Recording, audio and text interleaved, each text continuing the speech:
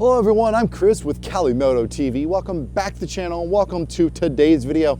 We're going to take 660 Tuono, 660, however you want to say it, and we're going to go for a little ride, see what it's like, and then we're going to compare it to another bike, so stay tuned for that video. But yeah, let's hop on this Tuono RS660, go for a ride, see what it feels like, because I've ridden the standard sport version, the RS660, and I want to see how much different it really is. So, thanks to owning Moto. Let's go for a ride. Also, if you're new to the channel, give me a thumbs up. Also, subscribe. Leave a comment down below. I love interacting with you all. And let's have some fun. Alrighty, we have the Tuono 660 factory. Now, I know in the beginning I said RS, my bad. I know, I had RS stuck in my head, but the Tuono 660 factory, what do we got different here? It's about 5 more horsepower over the standard Tuono 660, which is at 95. This is sitting at 100. And it's got about 49 pound-feet of torque, so it's got a little giddy up and go more than the standard. So let's hop on the bike here. Let's go for a ride.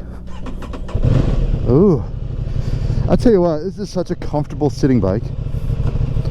You gotta remember what gear pattern. So real quick, I'll notice something that's rather interesting about the bars. My hands, I feel like, cover the actual grips, the throttle and the clutch. I find that kind of interesting. I've never noticed that about a bike before. These seem kind of small. And the turn signal's in a weird spot. Took a minute.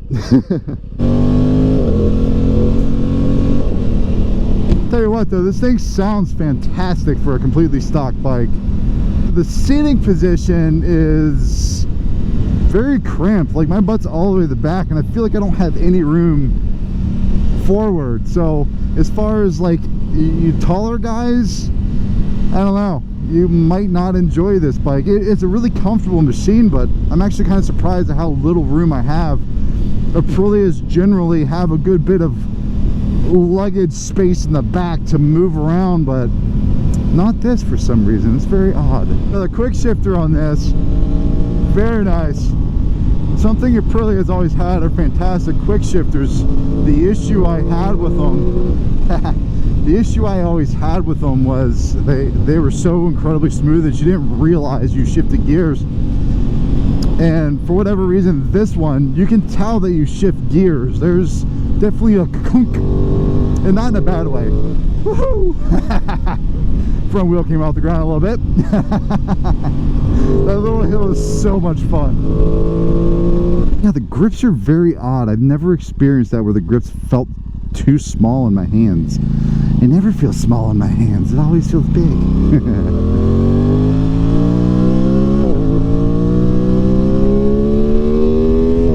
Oh, it just changes tones, the different revs you give it.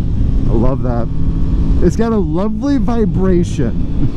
It's not so super numbed and refined that you don't get any vibrations. Like, you feel it through your butt, through your feet, and it translates through your hands, and it's not a fatiguing vibration, I would say, but it's definitely one you notice. Of course. What are the over under that this BMW uses their turn signal to go into wherever it is they're going? So something that Aprilias have had in the past that I was never really a big fan of, so I pay attention, was that in order to change the mode, it had to do with something within your kill switch, and there was a little way to do it. It was really annoying. Now they have this little thumb button down here, and we're an individual. I have no idea what those settings are, so we'll go commute. Got to get out of the throttle for it to work. We'll go to dynamic. Dynamic's where I want to sit. There's individual, commute, dynamic, and dynamic supposedly the more go get them. So while we let that van get some distance on us, let's look at it. It's good looking. I love the speed white livery. That's what this livery is called. The purple, the red, fluoro red, whatever you want to call it, orange if you will, look great. I think those stripes down there for the time flag are a little garbage looking. I would have done it a little bit better. I'm sure they could have. The paint's really nice though. It's this nice metallic flake paint. So like overall the package, it's a good looking bike. It really is. Let's look at the front of this. The Tuono, this new design has actually grown on me. I wasn't a huge fan of them straight away, but the more I look at them, the more I like them. All right, let's see if I can hop on here before a car comes and see what the handling feels like in dynamic mode. First gear. All right.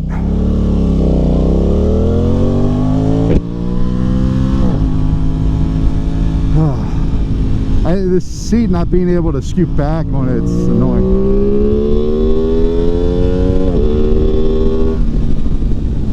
You really feel that vibration through the bars with revs. Now there are bicycles out here, so that sound, yeah, there's a ton of vibration that comes through the bars. I'm not sure I like it that much. The higher on the revs it gets. Again, that could just be, this is a newer bike and I am revving the crap out of it, but it's a demo.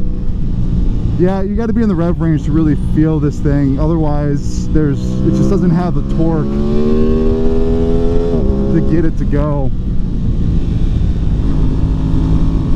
But it's a really tame machine. Like, obviously we're having fun here and it changes directions fine. I do think it's a little on the slow side. Yeah, a little on the slow side, not too bad. But this bike's just around 400 pounds, so at 100 horsepower, 49 pound-feet of torque, 400 pounds, it's on the heaviest side for the weight, right? But not too bad. And coming down this hill, we'll feel his nimbleness, how light on the feet it is. Ooh, the brakes. Not a huge fan of the brakes. The initial bite's a little too nothing. And then there's power. I know they're Brimbos. Maybe they need to be bled. Maybe they need some work. I don't know. But I'm not too massively happy with the way the brakes feel. They work fine, people. I know so many people are like, they work fine, but in this instance, the way I'm riding it, I like a little more comfort in the braking power, and confident, I should say. I wish I would have had that on camera. The turning radius on this thing is freaking fantastic. I've never been able to do a little turnaround like that with any of my V4s. This turning radius is great. All right, let's see what the top of this hill feels like through my fun little quick switchback section. I know there's bicyclists, so be smart. Yeah, the seat not being able to lean back any further. I don't know. Oh, there's just no power. There we go. Now there's something.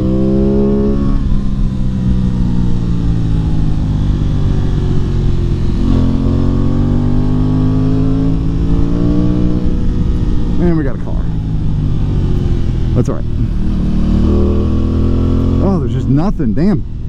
It's really lacking that mid-range torque to kind of get you up a hill like this. All right, so as we head down this beautiful hill and you see the scenery, let's conclude some of our thoughts about this Tuono. It's a very capable, fun machine. You see how much I bit there as I interrupt myself? It's because the initial bite didn't do anything, so I gave it a little bit more and then it finally did it. That's my gripe with the brakes. Anyways, the good. There is power. There's more than enough power to have fun. The quick shifter is very good. It gives you a very mechanical, slight type of detent. It lets you know that it's working. It's got a lovely sound straight out of the box. The suspension is not too soft, not too firm. It's right about good. The riding position is comfortable. The seat is comfortable. The throttle and power delivery is pretty smooth, even in dynamic.